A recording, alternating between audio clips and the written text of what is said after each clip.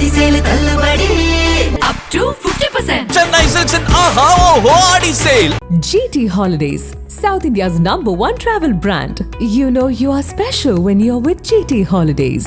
பழைய நகையை கொடுத்து வைட் 11 மந்த்ஸ்ல அதே எடைக்கு புது நகையை எடுத்துக்கோங்க. எக்ஸ்ட்ராவா ₹1 தர வேண்டாம். Magic old gold exchange. माननीय सदस्य श्री थोल तिरुमावल 1 जी. மாண்புமிகு அவைத்தலைவருக்கு வணக்கம். இந்த விவாதத்தில் பங்கேற்று உரையாற்றுவதற்கான வாய்ப்பை நல்கிய தங்களுக்கு எனது நன்றியை உரித்தாக்குகிறேன். பஹல்காமில் நடந்த பயங்கரவாத தாக்குதலில் அப்பாவி பொதுமக்கள் 26 பேர் படுகொலை செய்யப்பட்டனர். அந்த தாக்குதலை வன்மையாக கண்டிப்பதோடு உயிரிழந்த 26 பேர் குடும்பத்தினருக்கும் எனது ஆழ்ந்த இரங்கலை தெரிவித்துக் கொள்கிறேன். பாதிக்கப்பட்ட அந்த குடும்பத்தினரின் நலன்களுக்கு அரசு என்ன இழப்பீடு தந்தது என்கிற விவரம் தெரியவில்லை. அவர்களில் குடும்பத்தாருக்கு அரசு வேலைவாய்ப்பு வழங்குவதற்கான முயற்சிகளை மேற்கொண்டதா என்கிற விவரமும் வெளியாகவில்லை. ஆகவே பாதிக்கப்பட்ட அந்த குடும்பத்தினருக்கு இழப்பீடு வழங்க வேண்டும், வேலைவாய்ப்பு வழங்க வேண்டும் என்பதை முதலில் ஒரு கோரிக்கையாக நான் முன்வைக்கிறேன். அந்த படுகொலையை தடுத்திருந்தால் நாம் பெருமைப்படலாம், இந்த அரசின் நடவடிக்கையை பாராட்டலாம். ஆனால் படுகொலை நிகழ்ந்துவிட்டது. 26 அப்பாவிகள் உயிரிழந்திருக்கிறார்கள். இந்த நிலையிலே நாங்கள் துல்லியமாக தாக்குதல் நடத்தியிருக்கிறோம், திருப்பி தாக்கியிருக்கிறோம் என்று பெருமை பொங்க பேசுகிறோம். இதில் பெருமைப்படுவதற்கு என்ன இருக்கிறது என்று எனக்கு விளங்கவில்லை. மிகப்பெரிய நாடு, பாகிஸ்தானோடு ஒப்பிடுகிற போது பல மடங்கு வலிமையுள்ள ஒரு தேசம், 140 கோடி மக்கள் தொகையை கொண்ட ஒரு பெரிய நாட்டை மிக இலகுவாக அவர்கள் உள்ளே புகுந்து தாக்கிவிட முடியும் என்பதற்கு ஒரு சான்றாக இந்த பஹல்காம் தாக்குதல் மீண்டும் ஒரு அச்சுறுத்தலை ஏற்படுத்தி இருக்கிறது. இது நாட்டின் பாதுகாப்புக்கு விடப்பட்ட சவால். இது நாட்டின் மக்களுக்கு உள்ள பாதுகாப்பை அச்சுறுத்தக்கூடிய ஒரு நடவடிக்கை. உளவுத்துறையின் தோல்வி, பாதுகாப்புத்துறையின் தோல்வி, ஆட்சி நிர்வாகத்தின் தோல்வி என்பதை சுய விமர்சனமாக முதலில் நாம் ஏற்றுக்கொள்ள வேண்டும். அதுதான் நம்மை மீண்டும் வலுப்படுத்துவதற்குரிய வாய்ப்பை உருவாக்கி தரும். வெளியுறவு கொள்கையும் தோல்வியடைந்திருக்கிறது என்பதைத்தான் இது காட்டுகிறது. காஷ்மீர் தொடர்பாக நாம் எடுத்திருக்கிற நிலைப்பாடும் தோல்வியடைந்திருக்கிறது என்பதைத்தான் இந்த தாக்குதல் உறுதிப்படுத்தி இருக்கிறது.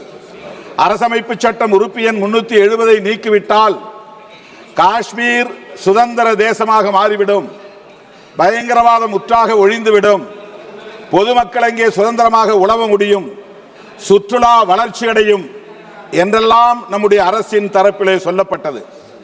370 நீக்கப்பட்டது. ஆனால் என்ன நிலை? அதன் பிறகுதானே இந்த தாக்குதல் நடந்திருக்கிறது. அரசு நமக்கு பாதுகாப்பு தரும் என்கிற நம்பிக்கையின் அடிப்படையில் தானே பொதுமக்கள் சுற்றுலா பயணம் மேற்கொண்டார்கள். ஆனால் எல்லை தாண்டிய பயங்கரவாதம் ஊடுருவியது எப்படி?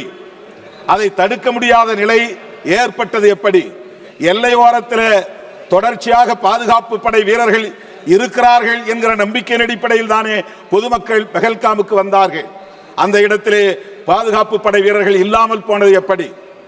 அந்த இடத்திலே தாக்குதல் நடத்தியவர்களை தடுத்து எதிர்த்து போராடிய குதிரை ஓட்டித்தான் அந்த இடத்தில் பலியாகி இருக்கிறானே தவிர நம்முடைய ஆர்மி பாதுகாப்பு படையை சார்ந்த வீரன் யாரும் அதிலே பலியாகவில்லை.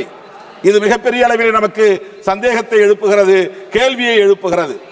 ஆகவே காஷ்மீர் தொடர்பாக இந்த அரசு எடுத்த நிலைப்பாடு படுதோல்வி அடைந்திருக்கிறது. அரசமைப்பு சட்டம் உறுப்பு எண் 370 நீக்கப்பட்டது, படுதோல்வி அடைந்திருக்கிறது என்பதை ஒப்புக்கொண்டு காஷ்மீர் ஜம்மு மாநிலத்திற்கு மீண்டும் மாநில அந்தஸ்தை வழங்க வேண்டும் என்று அரசுக்கு நான் வேண்டுகோள் விடுக்க கடமைப்பட்டிருக்கிறேன். இந்த பயங்கரவாத தாக்குதலால் இப்போது சுற்றுலா அங்கே பாதிக்கப்பட்டிருக்கிறது. சுற்றுலா மூலம் மட்டுமே பெரும்பான்மையான வருமானத்தை கொண்டிருக்கிற மாநிலம் Jammu Kashmir.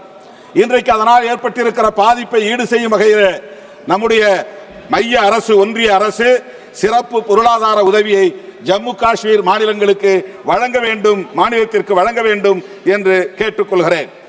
2023-2024 ஆண்டிய defence standing committee, அந்த நிலைக்குழு இது தொடர்பான ஆய்வை செய்து, விமானப்படையில் போதிய விமானங்கள் இல்லை, விமானப்படை மேலும் நவீனமயப்படுத்தப்பட வேண்டும், இன்னும் பைலட்டுகள், விமான ஓட்டிகளின் எண்ணிக்கையை பெருக்க வேண்டும் போன்ற பரிந்துரைகளை வழங்கியது.